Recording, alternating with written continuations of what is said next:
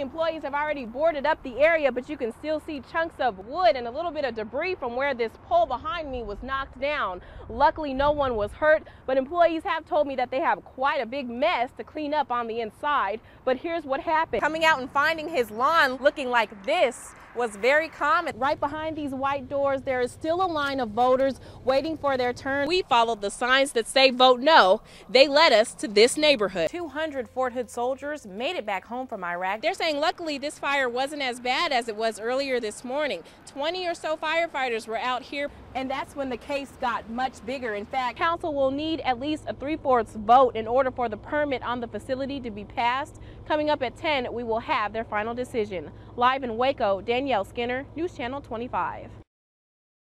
Danielle, the family plans on pressing charges against that officer. The young man's family and an Austin civil rights group are taking this to court and protesting, Ann, in hopes that they get the justice they want for Terry Cox.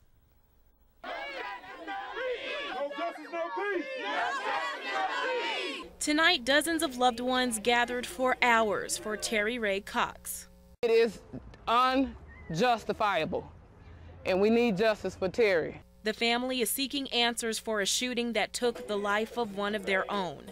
That was my best friend. Like, I talk to him about anything. You know what I'm saying? Like, now I ain't got nobody to talk to.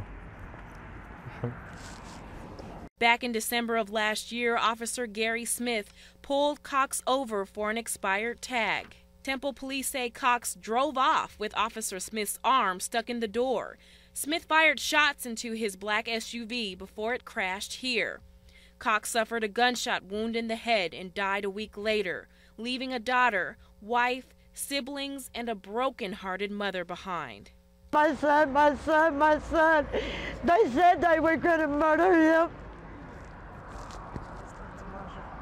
Patricia Otis says Officer Smith threatened her son's life, which is why he sped away. Officer Smith was put on paid administrative leave while the Texas Rangers investigated. A grand jury looked at dashcam video of the incident and no-billed the officer, deciding there wasn't enough evidence for an indictment. Now the Royal Society of Civil Rights, a nonprofit group from Austin, is helping the family press charges. The public needs to understand this is deeper than what they are actually seeing or reading in the papers or seeing on the news. Officer went up to the car, he was calling him all kinds of N-words and told him that he'll never amount to nothing.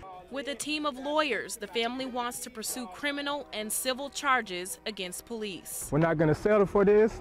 We're going to stand up and fight back against it, whatever it takes. In Temple, Danielle Skinner, News Channel 25. This Army sergeant is pretty riled up. I will fight this case until I can no longer fight this case. I will do whatever it takes. Sergeant Richard Corder plans on hitting BBG even harder this time. The lawsuit now involves more soldiers. He wants his money back, and he's done his math. Knowingly rip off soldiers like that when you're charging $41 for 4 seconds, that averages out to $615 a minute, and that is unacceptable. Corder says the company didn't even show what they charge on the actual payphone. He didn't even know about the fees until a big fat bill ended up in his mailbox. We defend these people. We risk our lives on a daily basis, and they're going to rip us off. Why? Well, I wanted some answers too. So I called the phone company, got receptionist after receptionist, and still no one would comment. I'm not the only victim here. All U.S. forces, all armed forces are victims of this, and it's not right for a company to do that to us. And that's when the case got much bigger. In fact, Sergeant Corder says it's not about the money, it's about soldiers being taken advantage of. Before the lawsuit, Corder's lawyers tried to work things out with BBG, but had no luck. We're asking, take care of our troops. Don't swindle them. We have sent letters demanding that they stop, demanding that they leave our troops alone. They've refused, thus we have to drag them into court. But until his moment in court, Corder hopes even more soldiers will join the class action suit. Now, I spoke with one of Corder's attorneys, John Mattis, today, and he says he is aware the company will have their high-powered lawyers, but he claims Corder and other soldiers have a moral right on their side. Danielle Skinner, News Channel 25. Patrick Abel was robbed in Brain Park in Belmead on Wednesday morning, but Bruce, his mom, told me something else about him. He loves to collect Hot Wheels, so the suspect may not be in the clear just yet. Patrick Abel every morning is a walk in the park. Patrick comes down to the park every day and has a walk, or a ritual that he goes through every morning here at the park unless it rains. He is a special needs adult, friendly and talks to everyone. On Wednesday morning, a suspicious man called Abel over to his car, but instead of a hi or a hello, Abel was met with a gun. Pulled a gun at me like that, and I was just scared of it. Patrick said he pointed the gun at him and started cussing him out and reached out and took the ring off his hand and then took off in his vehicle. Terrified, he walked to the police station and told an officer what happened. I was in shock all day. I thank God that, you know, he was watching over Patrick. Even though the suspect got away, there's something about Abel that may get the robber caught. He loves to collect Hot Wheels. Not only was he able to give police a detailed description of the car, but also the suspect. A Jeep Cherokee, a 93 model. So it's an SUV, it's different. Okay. But they don't make those anymore in the 90s. This is the gold ring that was stolen. The M stands for McDonald's. Abel has been working there in Belmead for a decade. He was rewarded for his hard work.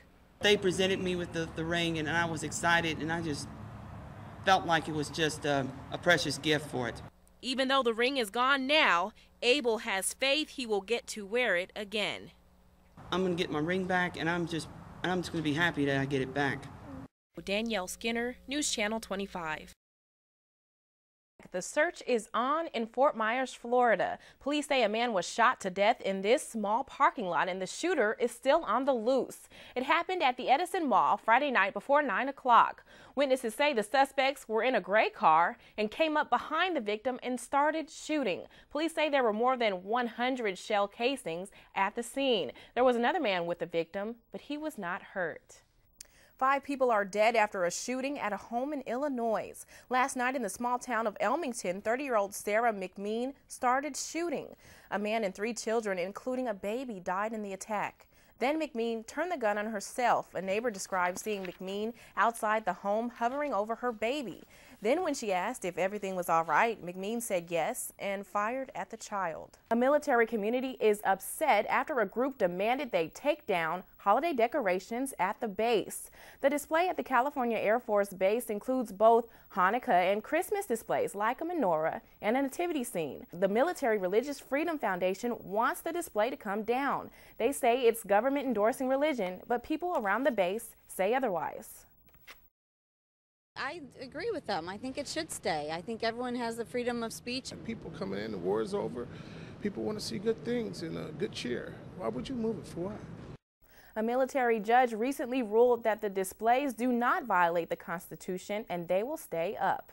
But meanwhile, folks in the east town of Athens are fighting for their nativity scene. A Wisconsin atheist group wants the scene in front of the Henderson County Courthouse to come down. On Saturday, thousands turned out to voice their opinions about that request. Well, the answer they got was no. Our fight, our relentlessness, and our courage, everything is bigger in Texas. Never expected God to send a message from Athens, but that's what he's doing. He's sending a message. A county judge recently ruled that the display doesn't violate the Constitution, even though the atheist group says it's government-sponsored religion. Well, next on the Texas Report, protests escalate in Russia as more people are asking for the ousting of their prime minister. And Cuba releases a hefty amount of inmates right before the Pope visits the Caribbean island, but an American political prisoner doesn't make that list.